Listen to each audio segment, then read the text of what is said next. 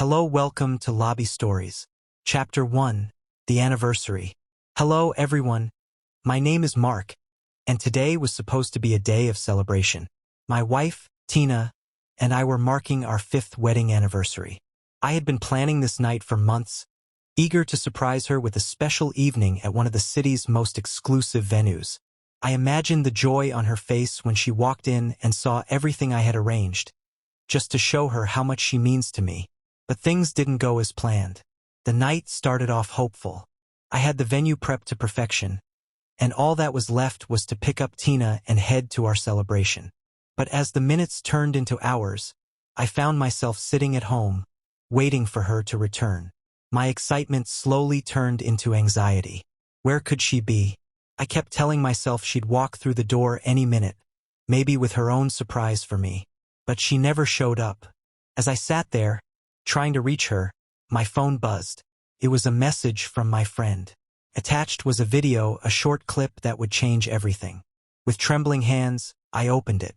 My heart sank as I watched the scene unfold. A crowded birthday party, loud music, and there she was, Tina.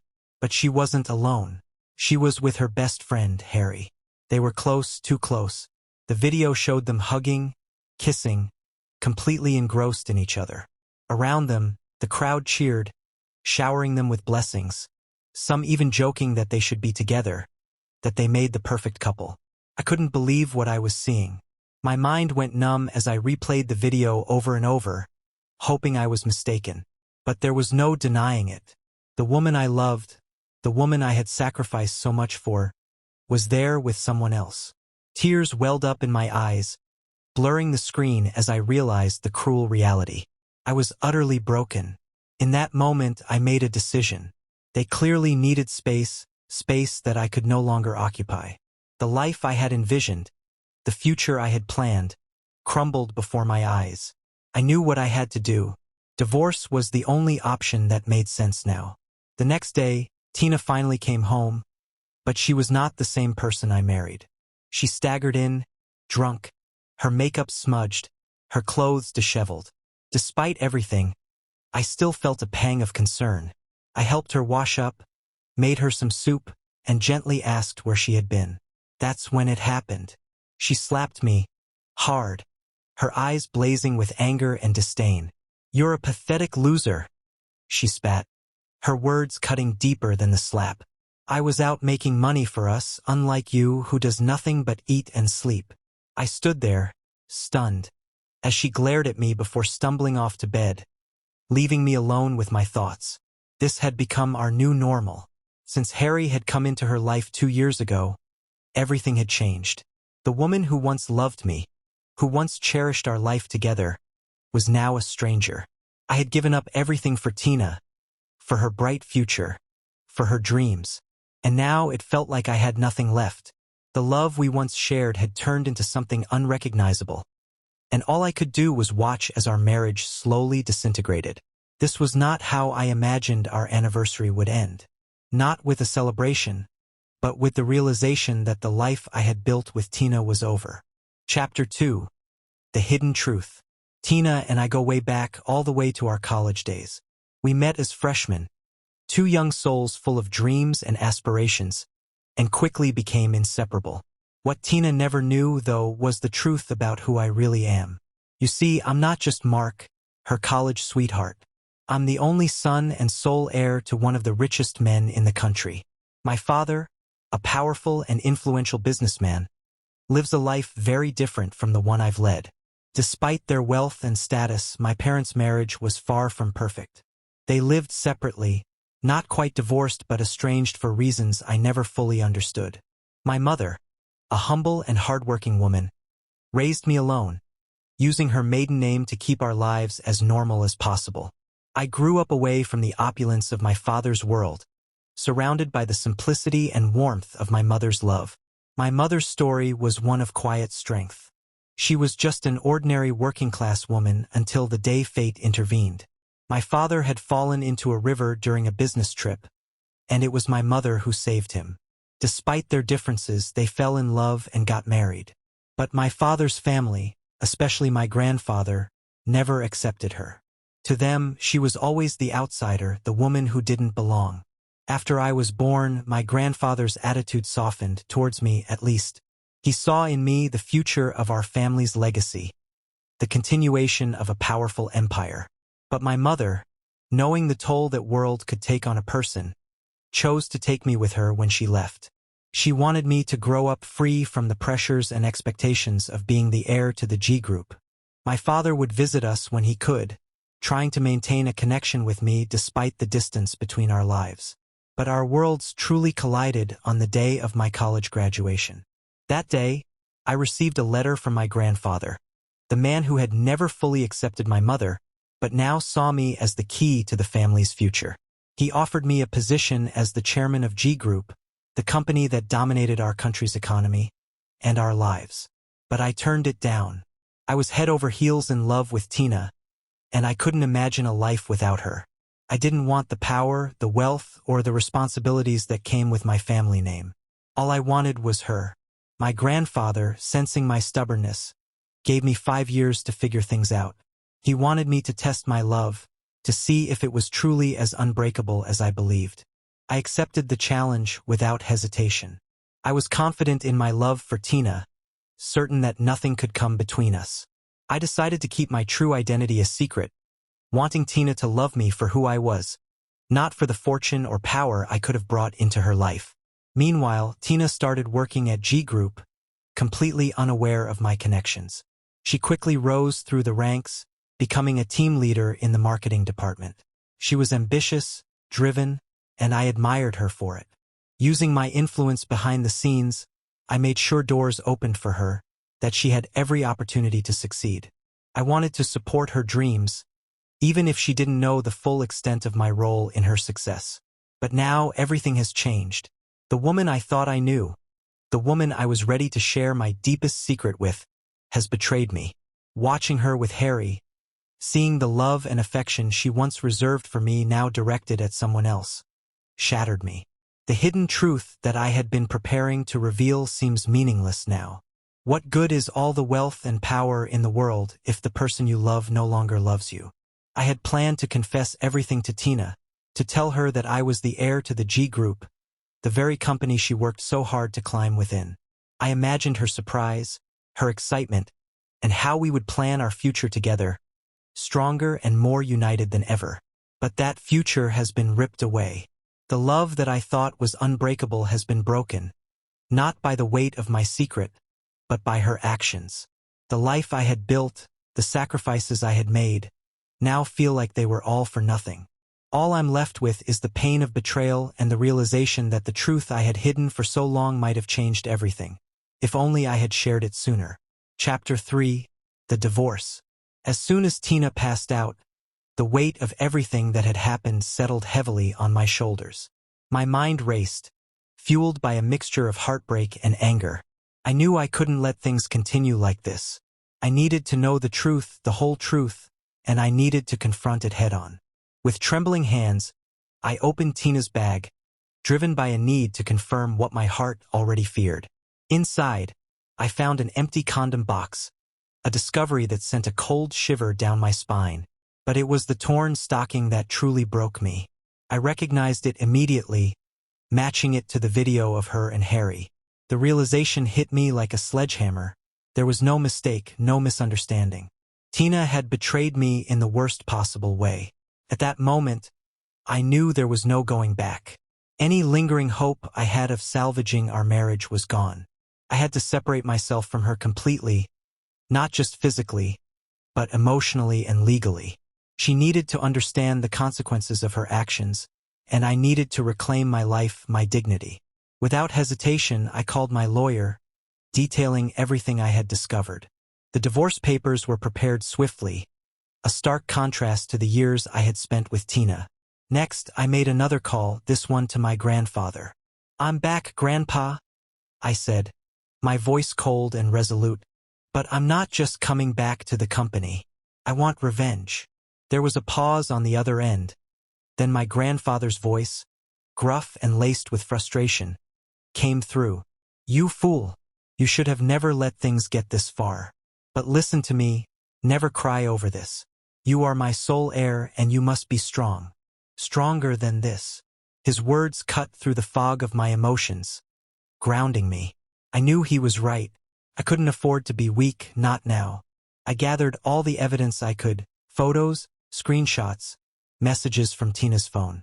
I needed to be prepared, especially when it came to the division of property. This was no longer about love. It was about strategy. The next morning, when Tina finally sobered up, I was ready. I handed her the divorce papers without a word, watching as the realization of what they meant dawned on her. She was silent for what felt like an eternity, her eyes scanning the papers as if trying to make sense of the situation. Finally, I broke the silence. Sign it, Tina. Set us both free. I don't want to be with you anymore. She looked up at me, her expression shifting from shock to disdain. You're nothing but a leech, Mark, she spat. Living off of my money. Don't think you'll get anything from me. I cut her off, my voice calm but firm. Miss Tina, keep everything. I don't want a single thing from you. Just give me the divorce. Her defiance faltered as she realized how serious I was.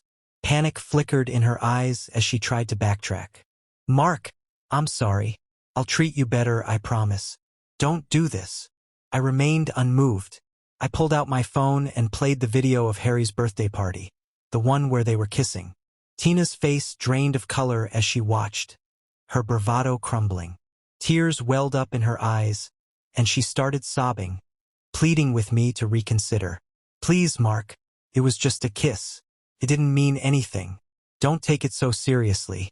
Sometimes these things happen. I stared at her, my expression cold and detached. You're cheap, Tina. You're not worth it. Her tears turned to anger. Fine, she shouted. But don't come crying to me, even if you're on your deathbed. Her words stung, but they also solidified my resolve. I watched as she reluctantly signed the papers, her hand shaking as she did. It was over. The life we had built, the love I thought would last forever, was reduced to a few signatures on a piece of paper. As the divorce process moved forward, everything went smoothly, almost too smoothly. Before she signed the final documents, she looked at me one last time, her eyes searching mine for any sign of hesitation. This is your last chance, Mark, she said, her voice soft but desperate. Don't do this. We can still fix things. I shook my head, a bitter smile on my lips.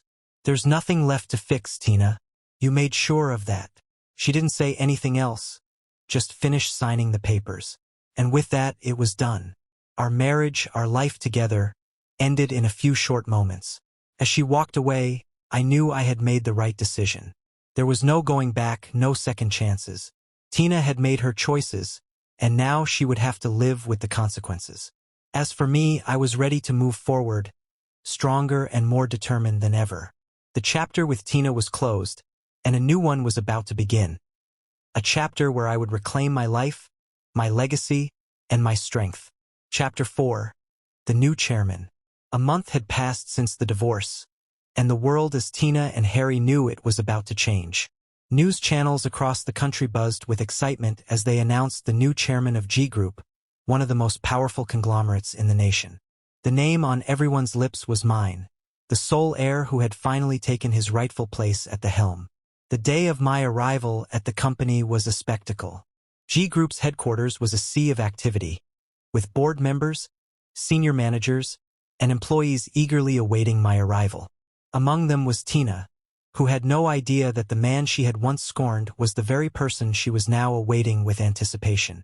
She stood there, thin and tired, a shadow of the confident woman she used to be. I noticed the changes, how she had lost weight, how the spark in her eyes had dimmed.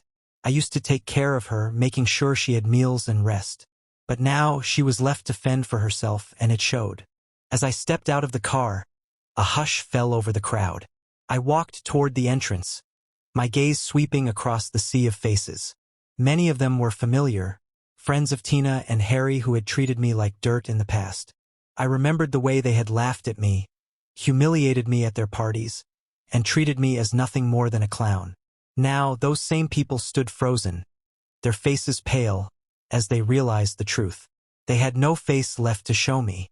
I greeted everyone with a calm and professional demeanor, exchanging pleasantries with the company's top executives. But when I reached Tina and her circle of friends, I simply walked past them as if they didn't exist. The message was clear. I had not forgotten, and I certainly had not forgiven. Tina's eyes filled with tears, her desperation palpable, but I remained indifferent, refusing to acknowledge her presence. The next day, the ripple effects of my arrival were felt throughout the company. Tina and Harry found themselves ostracized by the very friends who had once celebrated their betrayal. Desperate to get back into my good graces, these so-called friends began distancing themselves from the pair, spreading the truth about what had happened between us. Rumors circulated quickly, painting Tina and Harry as deceitful and disloyal, and soon, they found themselves isolated, their reputations in tatters. Tina, once proud and confident, was now a mere shadow in the company. She moved through the halls with her head down, her previous status and self-assurance completely eroded. I watched as the woman who had once held so much power over me now cowered, her life reduced to nothing more than a series of regrets. One day, Tina finally mustered the courage to approach me in my office. She walked in, her posture hesitant, her eyes pleading for a reconciliation. But I didn't give her the chance. I coldly told her to leave, refusing to even entertain the idea of patching things up. The look of devastation on her face was unmistakable. I could see the last remnants of hope shatter in her eyes as she realized that there was no going back. She was finished in my life. On the other hand, I made it my mission to make Harry's life a living hell. Using my position and influence, I orchestrated his downfall within the company. His lack of skills and poor performance made it easy to demote him to an ordinary coffee boy, a far cry from the position of power he once thought he held. Every day, I watched him struggle, his confidence and arrogance crumbling as he realized the full extent of his mistakes. Tina, desperate to regain some semblance of our past relationship, began doing things she had never done before. She started making lunches for me, waiting at the office gate every day in the hopes of catching my attention. But I ignored her every time, walking past her without a second glance. She would follow me around the office, trying to find opportunities to speak to me, to make amends. But I remained distant, my heart hardened by the betrayal I had endured. One day, as she followed me yet again, I finally turned to her, my voice icy and emotionless. "We're finished, Tina. Stop following me." The words hit her like a sledgehammer. She stopped in her tracks, her face crumpling as she realized the finality of what I had said. Tina broke down, tears streaming down her face, as she realized that everything she had once taken for granted was gone. Her hopes of reconciliation, of making things right, were shattered, and it was all visible in her eyes. The pain, the regret, and the despair. Tina and Harry's lives had come full circle, from the heights of confidence and deceit to the depths of humiliation and regret. And as for me, I had reclaimed my power, my legacy, and most importantly, my sense of self. The pain they had caused me was now theirs to bear, and I moved forward, leaving them to deal with the consequences of their choices. Chapter 5: Blind Date. After the storm of the divorce and my rise to the position of chairman, life began to settle into a new rhythm. My grandfather, ever the traditionalist, insisted that it was time for me to move on and find someone worthy of my stature. Despite my initial resistance, he arranged a blind date for me, believing that a new relationship might help me put the past behind me. Reluctantly, I agreed. The blind date was with a woman named Sarah. From the moment I met her, I was struck by her beauty and elegance. Sarah had a unique charm, an air of confidence and grace that was impossible to ignore. She knew everything about my past, about Tina and the heartbreak I had endured. My grandfather had filled her in on the details, wanting her to understand the complexities of my situation. But instead of pity, there was a genuine warmth in her eyes, a quiet strength that intrigued me. Sarah and I began to see more of each other, and it wasn't long before our relationship deepened. She would bring lunch to the office, and we would eat together like any other couple. There was something comforting about her presence, a sense of ease that I hadn't felt in a long time. Word quickly spread throughout the company that I was dating someone new, and it wasn't long before everyone knew about us. When Tina found out about Sarah, her reaction was immediate and explosive. One day, as Sarah and I were having lunch in my office, the door burst open and Tina stormed in. Her face was a mask of anger, desperation, and pain. She began screaming, her voice raw with emotion, and tears streamed down her face as she demanded to know why I was with someone else. The office fell silent as everyone stopped what they were doing to watch the scene unfold. Tina's outburst was unlike anything anyone had ever seen. She sobbed uncontrollably, her words barely coherent as she accused me of abandoning her, of betraying the love we once shared. Then, in a move that shocked everyone, she fell to her knees in front of me, begging for forgiveness. I stood up and walked towards her, holding out my hand. Tina grasped it tightly, her thin fingers trembling as she looked up at me with a mixture of hope and fear. She had lost so much weight in the past few months, her once vibrant appearance now gaunt and fragile. But as I looked into her eyes, I felt no pity, no sadness. Her actions had brought this upon herself, and I had no sympathy left to give. "Mark," Tina whispered, her voice shaky, "I've cut ties with Harry. I swear, I'll never do anything like this again. Just give me one last chance. I'll become the Tina you loved in college, I promise." A cold smirk played at the corners of my mouth. "You're cheap," I said, my voice devoid of emotion. "You don't deserve me." Tina's eyes widened in shock, and then the realization of her situation hit her like a ton of bricks. She remembered all the times she had hurt me, the cruel words, the betrayal, the lies. She started to cry even harder, her sobs racking her body as she clung to my hand, begging for another chance. But before I could respond, Sarah stepped forward. Her presence was commanding, and she looked down at Tina with a mixture of disdain and pity. "Mark, what are you doing, love?" she asked, her tone gentle but firm. "Don't lower your standards for this piece of trash." Sarah was kind-hearted and compassionate to everyone she met, but when it came to Tina, there was nothing but contempt. She hated Tina for what she had done to me, and she wasn't afraid to show it. As Sarah and I stood side by side, holding hands, I saw something inside Tina break. The last glimmer of hope in her eyes faded, and her spirit shattered completely. Her expression became blank, as if the life had been drained out of her. Without another word, Sarah and I turned and walked out of the office, leaving Tina behind. Her sobs echoed through the hallway as we left, but I felt nothing. If anything, I felt a strange sense of relief, as if a burden had been lifted from my shoulders. The weight of the past, the pain of betrayal, seemed to vanish as Sarah and I walked away together. Our relationship blossomed quickly after that. Sarah was everything Tina wasn't: loyal, loving, and supportive. She brought light into my life where there had only been darkness. We became engaged within a few months, and our wedding was a grand affair. Everyone who mattered was there, including those who had once looked down on me. They now showered me with congratulations and respect, eager to be in my good graces.